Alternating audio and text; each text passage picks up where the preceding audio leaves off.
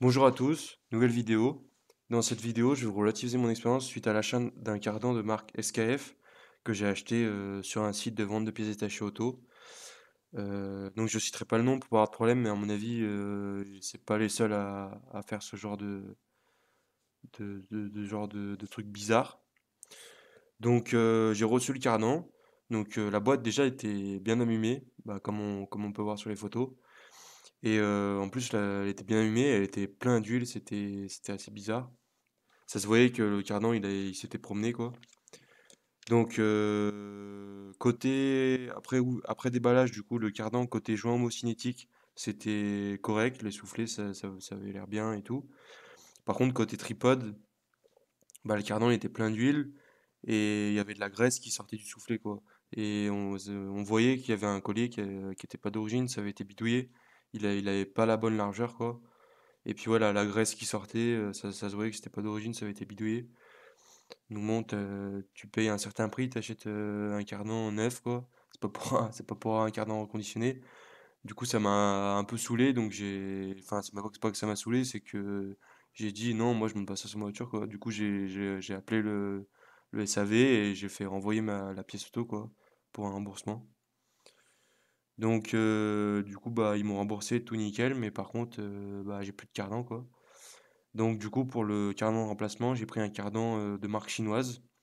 Donc un cardan GSP. Donc voilà, donc le cardan de remplacement que j'ai reçu. Donc comme je disais, de marque GSP.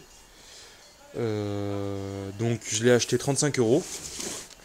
Donc en fait le mec dans la description de la vidéo, dans la description de l'annonce, il expliquait qu'en gros il s'était trompé de côté en l'achetant. Donc il avait acheté le mauvais côté en fait. Donc déjà visuellement la boîte elle présente bien, hein. Elle est pas tout explosée. Le carton est pas plein d'huile. Donc déjà ça s'annonce mieux que le premier cardan. Donc je vais l'ouvrir.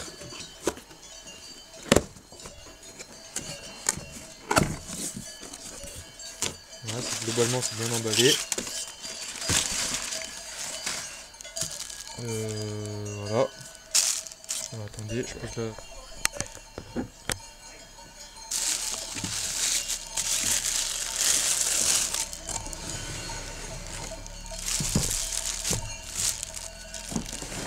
Voilà. Ouais, ça a l'air propre.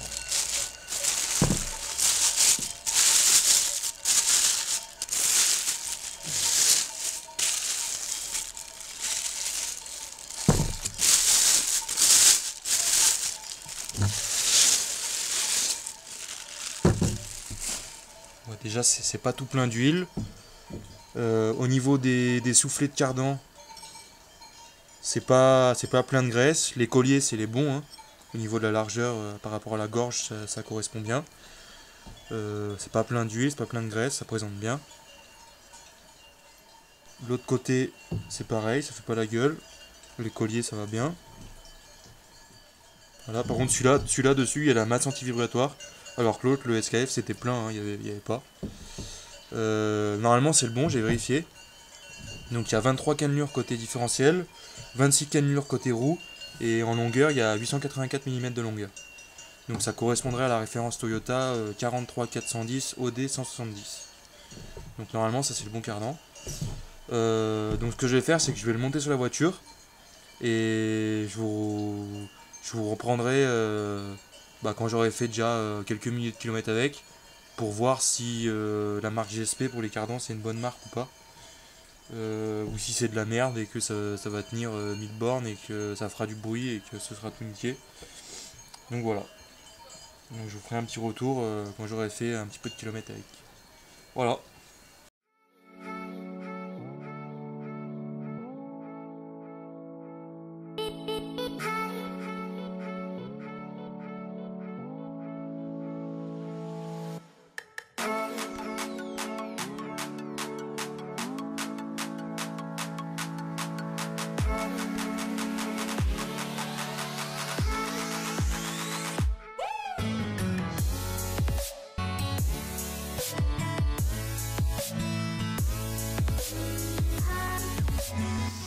Bon bah ça y est, du coup là on se retrouve sur la voiture. Donc j'ai commencé à démonter à démonter les différentes pièces pour pouvoir ça démonter le cardan. Donc du coup j'ai démonté là les écrous de l'amortisseur. J'ai démonté aussi la rotule de la barre stable qui va ici normalement. Après j'ai démonté la rotule de direction. Ici le capteur ABS. Et là le support qui va sur l'amortisseur qui est fixé là derrière.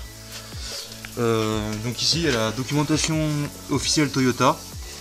Donc normalement c'est pas comme ça qu'il faut faire, puisque faut démonter le capteur ABS, mais après normalement il faut démonter la rotule du bas,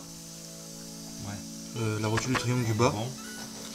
Et ce qu'il y a, c'est que là c'est quand même difficile d'accès, du coup moi j'ai démonté au sommet de l'amortisseur plutôt. La documentation je vous la mettrai en téléchargement gratuit du coup en description de la vidéo pour ceux que ça intéresse. Donc ça c'est pour les Yaris 2, donc XP9. Voilà, pour ceux que ça intéresse.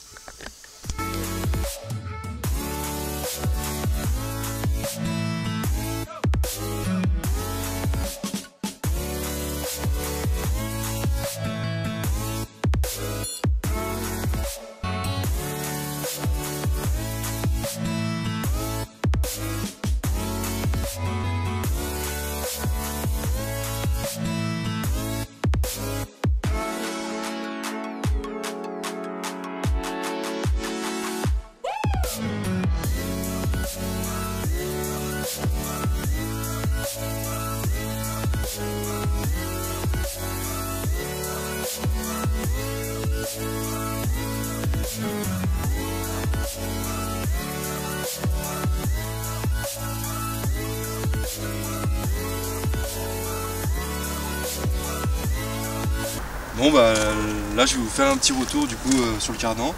Donc j'ai déjà fait 1000-1500 km à peu près. J'ai fini de le monter, le montage s'est bien passé. Et j'ai à peu près fait 1000-1500 km. Donc il n'y a pas eu de bruit suspect. Tout le montage, ça s'est bien passé et tout. Donc visiblement la marque GSP pour les cardans c'est une marque pas trop mal. Voilà. Bon sinon du coup pour la présentation de la voiture, du coup c'est une Yaris 2 phase 1 de 2006. Elles ont été fabriquées en France. Celle-là c'est la Pacluna, donc elle a l'intérieur tissu. Je sais pas si on verra bien là. Donc elle a l'intérieur tissu et après elle a la clim aussi. Voilà, donc c'est Pacluna, 1,3 litre VTTI du coup. Voilà. Je vais vous montrer le moteur.